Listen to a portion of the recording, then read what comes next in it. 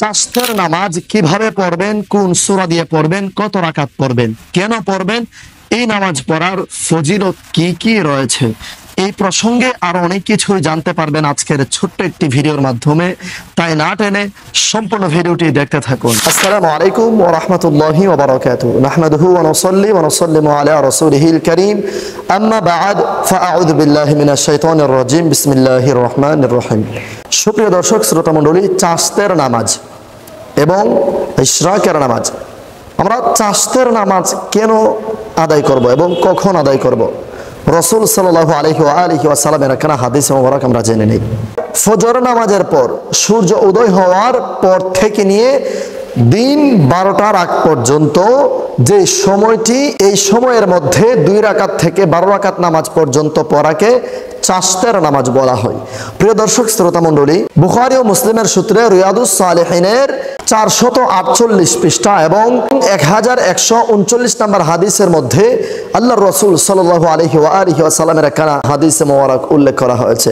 সেই হাদিসে মোবারকখানা রওয়ায়াত করেন হযরতে আবু হুরায়রা রাদিয়াল্লাহু তাআলা আনহু। তিনি বলেন, রাসূল সাল্লাল্লাহু আলাইহি ওয়া সাল্লাম আমাকে ওসিয়ত করেছেন যেন আমি প্রত্যেক মাসের 3 দিন রোজা রাখি এবং চাস্তের নামাজ আদায় করি এবং ঘুমানোর আগে যেন বেতরের নামাজ আদায় করে নিই। সুবহানাল্লাহি ওয়া বিহামদিহি সুবহানাল্লাহিল আযীম। মুসলিম শরীফের সূত্রে রিয়াদুস সালেহিনের 448 পৃষ্ঠা এবং 1140 নম্বর হাদিসের মধ্যে এবং বৈরুত মিশকাত শরীফের 116 পৃষ্ঠার 1233 নম্বর হাদিসে হযরতে আবু যর রাদিয়াল্লাহু তাআলা আনহু থেকে হাদিসে মুবারকানা রওয়ায়াত। তিনি বলেন, আল্লাহর রাসূল সাল্লাল্লাহু আলাইহি ওয়া সাল্লাম ইরশাদ ফরমান, প্রত্যেক দিন সকাল হওয়ার সাথে সাথে প্রত্যেক আদম সন্তানের, প্রত্যেক মুমিন মুসলমান নরনারীর প্রতিটি জোড়ার সদকা আদায় করা ওয়াজিব। সুবহানাল্লাহি ওয়া বিহামদিহি সুবহানাল্লাহিল আযীম। আর আমরা কখনোই আমাদের এই জোড়া কিংবা গ্রন্থিগুলোর কখনোই কি ওয়াজিব আদায় করেছি, এগুলোর সদকা কখনোই কি আদায় করেছি? অথচ আল্লাহর রাসূল সাল্লাল্লাহু আলাইহি ওয়া সাল্লাম বলেন, প্রত্যেক দিন সকাল হওয়ার পরই প্রত্যেক মুমিন মুসলমান নরনারীর প্রতিটি জোড়ার, প্রতিটি গ্রন্থিগুলোর সদকা আদায় করা আল্লাহ রাব্বুল আলামিন প্রত্যেক মুমিন মুসলমানের উপর ওয়াজিব করে দিয়েছেন। সুবহানাল্লাহি ওয়া বিহামদি। আমরা কি কখনোই, আমরা প্রত্যেক দিন সুস্থ শরীর নিয়ে ঘুম থেকে উঠি, কখনোই কি আমরা আমাদের শরীরের জোড়া পয়েন্ট, আমরা শরীরের সদকা আদায় করেছি?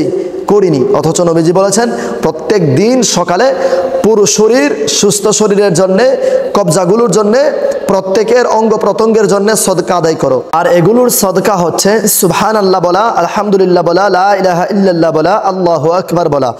অর্থাৎ ভালো কাজের আদেশ করা এবং খারাপ কাজের বাধা দেওয়া, এভরিথিং ইত্যাদি, এগুলোই হচ্ছে আমাদের অঙ্গ প্রত্যঙ্গের এবং গ্রন্থগুলির সদকা আদায়। যখন কোনো মানুষ এগুলো পড়ে কিংবা জিকিরগুলো করে তখন তার সদকা আদায় হয়ে যায়। এর বিকল্প হিসেবে আপনি চাস্তের 2 রাকাত নামাজ আদায় করে নিতে পারেন। রাসূল সাল্লাল্লাহু আলাইহি ওয়া সাল্লাম বলে, যদি কেউ এই জিকিরগুলো করতে সময় না পায় কিংবা যদি করতে সক্ষম না হয়, যদি অক্ষম হয়, তাহলে সে যেন 2 রাকাত চাস্তের নামাজ আদায় করে নেয়। যদি 2 রাকাত চাস্তের নামাজ আদায় করে নেয় তাহলে তার প্রত্যেকটি অঙ্গ প্রত্যঙ্গের সদকা আদায় হয়ে যাবে। প্রত্যেক দিন আপনি সুস্থ, আপনার শরীর সুস্থ, আপনার হাত নাড়াতে পারছেন, আপনার এই প্রত্যেকটা জোড়া আপনি নাড়াতে পারছেন। অর্থাৎ প্রতিটি মানুষের শরীরে 360টি জোড়া রয়েছে। এই প্রতিটি জোড়ার সদকা হচ্ছে জিকির, আজগার, তাসবিহ, তাহলিল এবং এর বিকল্প হিসাবে 4 রাকাত চাস্তের নামাজ অথবা 2 রাকাত চাস্তের নামাজ। তো প্রত্যেকেই জিকির আজগার যদি পড়তে পারেন প্রত্যেক ফজর নামাজের পর আলহামদুলিল্লাহ, আর যদি না পারেন তাহলে সূর্য উদয় হওয়ার পর থেকে নিয়ে 12টার আগ পর্যন্ত 2 রাকাত চাস্তের নামাজ আদায় করে নেবেন। এই 2 রাকাত চাস্তের নামাজ আদায় করলে আপনার শরীরের 360টি জোড়ার সদকা আদায় হয়ে যাবে। সুবহানাল্লাহি ওয়া বিহামদিহি সুবহানাল্লাহিল আযীম। শুধু তাই নয়, আম্মাজান আয়েশা সিদ্দিকা রাদিয়াল্লাহু তাআলা আনহা তিনি বলেন, আল্লাহর রাসূল সাল্লাল্লাহু আলাইহি ওয়া আলিহি ওয়াসাল্লাম প্রতিদিন চাশতের নামাজ 4 রাকাত থেকে নিয়ে 12 রাকাত এবং এর বেশিও তিনি আল্লাহ পাকের দয়ায় তিনি আদায় করতেন। নবীজি পাক সাল্লাল্লাহু আলাইহি ওয়াসাল্লাম তিনি প্রতিদিন চাশতের নামাজ আদায় করতেন 4 রাকাত, কিংবা আল্লাহ পাকের দয়ায় এর থেকেও বেশি আদায় করার চেষ্টা করতেন। সুবহানাল্লাহি ওয়া বিহামদিহি সুবহানাল্লাহিল আযীম। তিনি আল্লাহর রাসূল, আল্লাহর বন্ধু হওয়ার পরেও তিনি এত আমল করতেন। রাসূল সাল্লাল্লাহু আলাইহি ওয়া আলিহি ওয়াসাল্লাম বলেন, যে ব্যক্তি ফজর নামাজ জামাতে আদায় করার পর একদম সূর্য উদয়ের আগ পর্যন্ত বসে বসে জিকির আজকার তাসবিহ তাহলিল পাঠ করে এবং সূর্য উদয় হওয়ার কিছুক্ষণ পর চাশতের 2 রাকাত নামাজ আদায় করে, ওই ব্যক্তির আমল নামায় আল্লাহ রাব্বুল আলামিন সম্পূর্ণ কবুল হওয়া একটি হজ এবং কবুল হওয়া একটি উমরা করার সওয়াব লিপিবদ্ধ করে দেন। সুবহানাল্লাহি ওয়া বিহামদিহি সুবহানাল্লাহিল আযীম।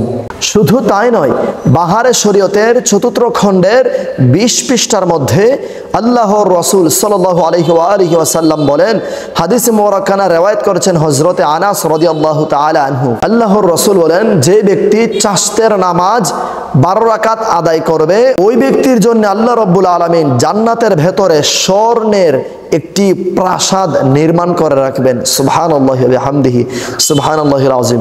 ওই ব্যক্তির জন্য জান্নাতের ভেতরে একটি স্বর্ণের বালাখানা তৈরি করে রাখবেন।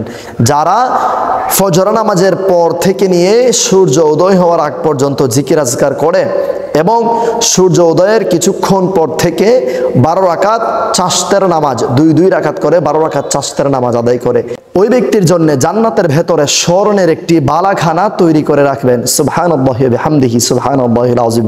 সুপ্রিয় দর্শক শ্রোতা মণ্ডলী, এবার আসুন আমরা চাশতের নামাজের নিয়মটা জেনে নেই। চাশতের নামাজ মূলত 2 রাকাত করে আপনি 12 রাকাত পড়তে পারবেন, এর বেশিও পড়তে পারবেন। তবে 12 রাকাতের কথা হাদিসে পাকে উল্লেখ করা হয়েছে। আল্লাহর রাসূল 12 রাকাত পড়তেন এবং এর থেকে কম পড়তেন, বেশিরভাগই 12 রাকাত পড়তেন। নামাজের নিয়ত হচ্ছে, নাওয়াইতু আন উসাল্লি লিল্লাহি তাআলা রাকাতাই সালাতি দুহা সুন্নাতু রাসূলিল্লাহি তাআলা মুতাওয়াজ্জিহান ইলা জিহাতিল কাবাতিশ শরীফাতি আল্লাহু আকবার। আপনি নিয়ত বাঁধার পর আল্লাহু আকবার বলে নিয়ত বাঁধার পর সানা পড়বেন। এরপর সানা পড়ার পর আউযু বিল্লাহি মিনাশ শাইতানির রাজিম বিসমিল্লাহির রহমানির রহিম, এরপর সূরা ফাতিহা। সূরা ফাতিহার পর যে কোনো সূরা আপনি মিলিয়ে নেবেন এবং রুকু সেজদার মাধ্যমে প্রথম রাকাত পড়ে আবার দাঁড়িয়ে আবার সূরা ফাতিহার পর অন্য আরেকটি সূরা মিলিয়ে দ্বিতীয় রাকাতও এভাবে শেষ করবেন। তারপর তাশাহুদ দুরুদ শরীফ দোয়ায়ে মাসুরা পাঠ করে সালাম ফিরিয়ে তারপর কয়েক মর্তবা দরুদ শরীফ পাঠ করে আল্লাহ রাব্বুল আলামিনের কাছে মুনাজাত ফরিয়াদ করবেন। আর আল্লাহর রাসূল সাল্লাল্লাহু আলাইহি ওয়াসাল্লামের উপর দরুদ শরীফ পাঠ করবেন মুনাজাতের আগে এবং পরে। এতে করে আল্লাহ রাব্বুল আলামিন আপনার মুনাজাত কবুল করবেন। কারণ আল্লাহর রাসূল সাল্লাল্লাহু আলাইহি ওয়াসাল্লামের উপর দরুদ প্রেরণ করলে আল্লাহ রাব্বুল আলামিন সেই মুনাজাতকে গ্রহণযোগ্য মনে করেন। সুবহানাল্লাহি ওয়া বিহামদিহি সুবহানাল্লাহিল আযীম। সুপ্রিয় দর্শক শ্রোতা মণ্ডলী, আশা করছি আপনারা সকলে বুঝতে পেরেছেন। আজকের এই ভিডিওটি সওয়াবের নিয়তে প্রচুর পরিমাণে শেয়ার করে সারা বিশ্বময় ছড়িয়ে দিন। আসসালামু আলাইকুম ওয়া রাহমাতুল্লাহ।